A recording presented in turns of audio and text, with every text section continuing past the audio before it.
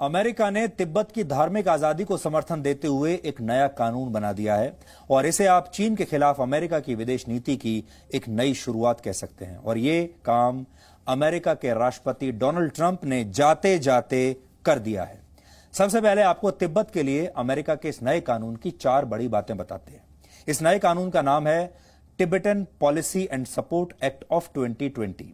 America ने कहा है कि सिर्फ तिब्बत के लोगों को ही अपना अगला दलाई लामा चुनने का अधिकार है और इस प्रक्रिया में चीन किसी भी तरह का कोई हस्तक्षेप नहीं करेगा।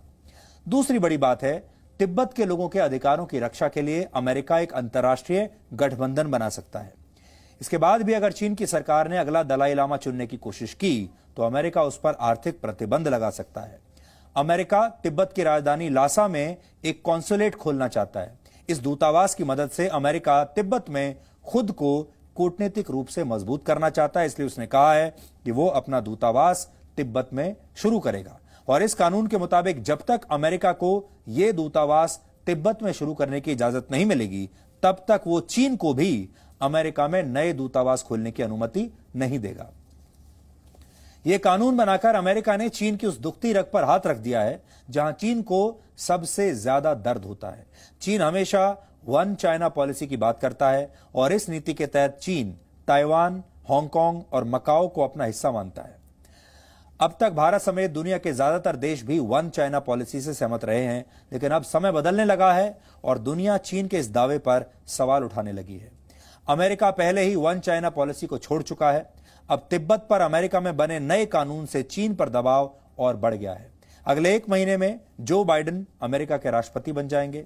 हालांकि अमेरिका एक ऐसा देश है जहां सरकारें भले ही बदल जाएं, लेकिन विदेश नीति समान ही रहती है। यानी अगली सरकार बनने के बाद भी चीन की तिब्बत वाली मुश्किलें समाप्त नहीं होंगी। 中方注意到美国签署的有关的法律，有关于涉藏的法案，对此表示坚决反对。西藏问题事关中国的主权和领土完整，纯属中国内政，不容任何外部势力干涉。中国政府维护国家主权、安全、发展利益的决心坚定不移。 दलाई लामा का मतलब होता है ज्ञान का महासागर। तिब्बत के लोग उन्हें अपना शिक्षक मानते हैं जो उन्हें सही रास्ते पर चलने की प्रेरणा देते हैं। माना जाता है दलाई लामा एक ऐसे धर्मगुरु हैं जिन्होंने मानवता की रक्षा के लिए पुनर्जन्म का फैसला किया। तिब्बत में दलाई लामा का इतिहास करीब 600 वर्ष पुराना है।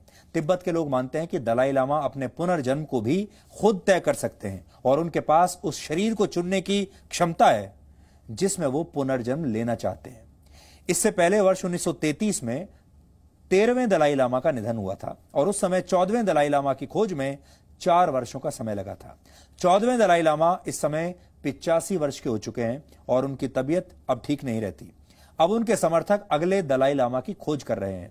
हालांकि चीन दलाई लामा के नाम पर एक ऐसे व्यक्ति को चुनना चाहता है जो कठपुतली की तरह उसके सभी आदेशों का पालन करे। दलाई लामा ने अब तक आधिकारिक तौर पर अपने उत्तराधिकारी की बात नहीं की है। हालांकि उन्होंने ये जरूर कहा है कि अगले दलाई लामा का जन्म किसी आजाद देश में होगा। उन्होंने 2 बातें कही हैं, अगला दलाई लामा आजाद देश में पैदा होगा और अगला दलाई लामा किसी भी रूप में पैदा हो सकता है, लड़का भी हो सकता है, लड़की भी हो सकता है। पारंपरिक तौर पर दलाई लामा खुद ही अपना उत्तराधिकारी चुनते हैं और अपने निधन से पहले वो अपने अनुयायियों को बता देते हैं कि अगले दलाई लामा कहां और किस स्थान पर मिलेंगे। लेकिन चीन चाहता है कि वो इस परंपरा को न मानते हुए खुद नए दलाई लामा की घोषणा करे। कहने के लिए चीन के ये दलाई लामा तिब्बत के होंगे, लेकिन उनकी विचारधारा 100% चाइनीज होगी। यानी चीन एक चाइनीज दलाई लामा को लाना चाहता है। हालांकि तिब्बत में अगर किसी व्यक्ति के पास 14वें दलाई लामा की तस्वीर भी मिल जाए तो उसे जेल में डाल दिया जाता है। ऐसा इसलिए क्योंकि चीन उन्हें अलगाववादी मानता है। तिब्बत में दलाई लामा के बाद दूसरे सबसे महत्वपूर्ण व्यक्ति पंचेन लामा होते हैं। उनका पद भी दलाई लामा की तरह पुनर्जन्म पर ही आधारित है। वर्ष 1995 में तिब्बत में 6 साल के एक बच्चे को पंचेन लामा का अगला अवतार माना गया था। हालांकि पंचेन लामा और उसके पूरे परिवार को उसके बाद से आज तक देखा नहीं गया, यानी वो गायब हो गए। तिब्बत के लोगों का दावा है कि उनके गायब होने के पीछे चीन का ही हाथ है। अब चीन अगले पंचेन लामा के साथ दलाई लामा के उत्तराधिकारी का भी चुनाव खुद करना चाहता है। हालांकि अमेरिका के नए कानून से चीन की परेशानी बढ़ गई है।